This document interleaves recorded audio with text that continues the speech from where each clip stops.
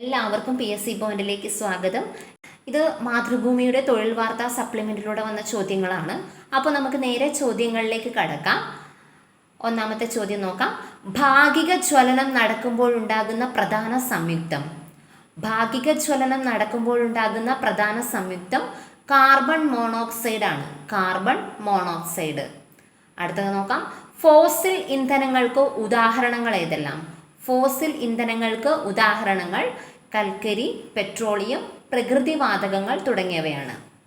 അടുത്തത് നോക്കാം. കൽക്കരിയിലെ പ്രധാന ഘടകം കാർബൺ ആണ്. കാർബൺ.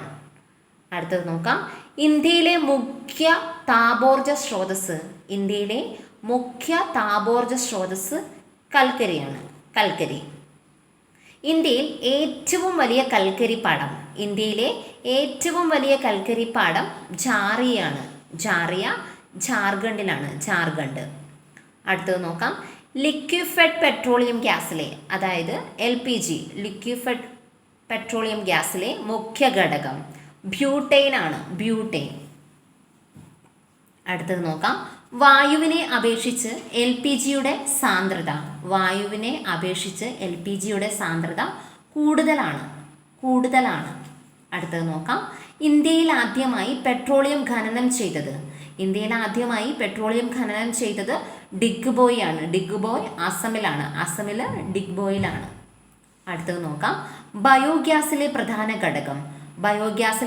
ഘടകം മീഥെയ്ൻ, കാർബൺ ഡൈ ഓക്സൈഡ് ആണ്. മീഥെയ്നും കാർബൺ ഡൈ ഓക്സൈഡുമാണ് ബയോഗ്യാസിലെ പ്രധാന ഘടകം. അടുത്തത് നോക്കാം. കലോറിക മൂല്യം ഏറ്റവും കൂടുതലുള്ള ഇന്ധനം ഹൈഡ്രജൻ ആണ്. ഹൈഡ്രജൻ. അടുത്തത് നോക്കാം. രാമഗുണ്ടം താപവൈദ്യുത നിലയം സ്ഥിതി ചെയ്യുന്നത് ഏത് സംസ്ഥാനത്താണ്? രാമഗുണ്ടം താപവൈദ്യുത നിലയം സ്ഥിതി ചെയ്യുന്നത് തെലങ്കാനയിലാണ്. തെലങ്കാന. അടുത്തത് നോക്കാം. ഗാർഹിക LPGയിൽ വാതകച്ചോർച്ച തിരിച്ചറിയാനായി ചേർക്കുന്ന സംയുക്തം ഈഥെയ്ൻ മെർക്യാപ്റ്റൻ ആണ് ആൻസർ വരുന്നത്. അടുത്തത് നോക്കാം. കാറ്റിൻ്റെ രാജ്യം എന്ന് വിശേഷണമുള്ള രാജ്യം ഡെൻമാർക്ക് ആണ്. ഡെൻമാർക്ക്. അടുത്തത് നോക്കാം. കാറ്റിൽ നിന്നും ഏറ്റവും കൂടുതൽ വൈദ്യുതി ഉൽപ്പാദിപ്പിക്കുന്നത് ഏത് സംസ്ഥാനമാണ്? കാറ്റിൽ നിന്ന് ഏറ്റവും കൂടുതൽ വൈദ്യുതി ഉൽപ്പാദിപ്പിക്കുന്നത് തമിഴ്നാടാണ്. തമിഴ്നാട്. അടുത്തത് നോക്കാം. കാറ്റിൽ നിന്നും വൈദ്യുതി ഉൽപ്പാദിപ്പിക്കുന്ന കേരളത്തിലെ സ്ഥലങ്ങൾ. കാറ്റിൽ നിന്നും വൈദ്യുതി ഉൽപ്പാദിപ്പിക്കുന്നത് സംസ്ഥാനം വരുന്നത് തമിഴ്നാടാണ്. കാറ്റിൽ നിന്നും വൈദ്യുതി ഉൽപ്പാദിപ്പിക്കുന്ന കേരളത്തിലെ ജില്ലകൾ, ആ സ്ഥലങ്ങൾ ഏതൊക്കെയാണെന്ന് നമുക്ക് നോക്കാം. രാമക്കൽമേടും കഞ്ചിക്കോടുമാണ്. രാമക്കൽമേട് ഇടുക്കിയാണ്. കഞ്ചിക്കോട് പാലക്കാടാണ്. അടുത്തത് നോക്കാം. ആറ്റോമിക ഭാരം കൂടിയ ന്യൂക്ലിയസുകളെ ന്യൂട്രോൺ ഉപയോഗിച്ച് ഭാരം കുറഞ്ഞ ന്യൂക്ലിയസുകളാക്കി വിഘടിപ്പിക്കുന്ന പ്രവർത്തനം അറിയപ്പെടുന്നത്. ആറ്റോമിക ഭാരം കൂടിയ ന്യൂക്ലിയസുകളെ ന്യൂട്രോൺ ഉപയോഗിച്ച് ഭാരം കുറഞ്ഞ ന്യൂക്ലിയസുകളാക്കി വിഘടിപ്പിക്കുന്ന പ്രവർത്തനം അറിയപ്പെടുന്നത് ന്യൂക്ലിയർ ഫിഷൻ ആണ്. Nuclear fission. അടുത്തത് നോക്കാം. E=mc² എന്ന സമവാക്യം ഏത് ശാസ്ത്രജ്ഞന്റെ സംഭാവനയാണ്? ആൽബർട്ട് ഐൻസ്റ്റീൻ്റെയാണ്. E=mc². അടുത്തത് നോക്കാം. ആറ്റം ബോംബിൽ നടക്കുന്ന പ്രവർത്തന തത്വം അറിയപ്പെടുന്നത് ന്യൂക്ലിയർ ഫിഷൻ ആണ്. Nuclear fission. അടുത്തത് നോക്കാം. ആറ്റോമിക ഭാരം കുറഞ്ഞ ന്യൂക്ലിയസുകളെ യോജിപ്പിച്ച് മാസ് കൂടിയ ന്യൂക്ലിയസ് ആക്കി മാറ്റുന്ന പ്രവർത്തനം. ആറ്റോമിക ഭാരം കുറഞ്ഞ ന്യൂക്ലിയസുകളെ യോജിപ്പിച്ച് മാസ് കൂടിയ ന്യൂക്ലിയസ് ആക്കി മാറ്റുന്ന പ്രവർത്തനം അറിയപ്പെടുന്നതാണ് ന്യൂക്ലിയർ ഫ്യൂഷൻ. അടുത്തത് നോക്കാം. സൂര്യനിലും നക്ഷത്രങ്ങളിലും നടക്കുന്ന ഊർജ്ജോൽപാദനം ന്യൂക്ലിയർ ഫ്യൂഷൻ തന്നെയാണ്. Nuclear fusion. അടുത്ത ചോദ്യം നോക്കാം. ഹൈഡ്രജൻ ബോംബ് നിർമ്മാണത്തിന്റെ അടിസ്ഥാന തത്വം ന്യൂക്ലിയർ ഫ്യൂഷൻ ആണ്. Nuclear fusion. അടുത്തത് നോക്കാം. ന്യൂക്ലിയർ റിയാക്ടറിൽ ഇന്ധനമായി ഉപയോഗിക്കുന്നത് ന്യൂക്ലിയർ റിയാക്ടറിൽ ഇന്ധനമായി ഉപയോഗിക്കുന്നത് സമ്പുഷ്ട യുറേനിയമാണ്. സമ്പുഷ്ട യുറേനിയം. അടുത്തത് നോക്കാം. കൈഗ ന്യൂക്ലിയർ പവർ സ്റ്റേഷൻ സ്ഥിതി ചെയ്യുന്നത്. കൈഗ ന്യൂക്ലിയർ പവർ സ്റ്റേഷൻ സ്ഥിതി ചെയ്യുന്നത് കർണാടകയിലാണ്. കർണാടക. അടുത്തത് നോക്കാം. എഥനോൾ ഏത് തരം ഇന്ധനത്തിന് ഉദാഹരണമാണ്? എഥനോൾ ഏത് തരം ഇന്ധനത്തിന് ഉദാഹരണമാണ്? ദ്രാവക ഇന്ധനം. ദ്രാവക ഇന്ധനം.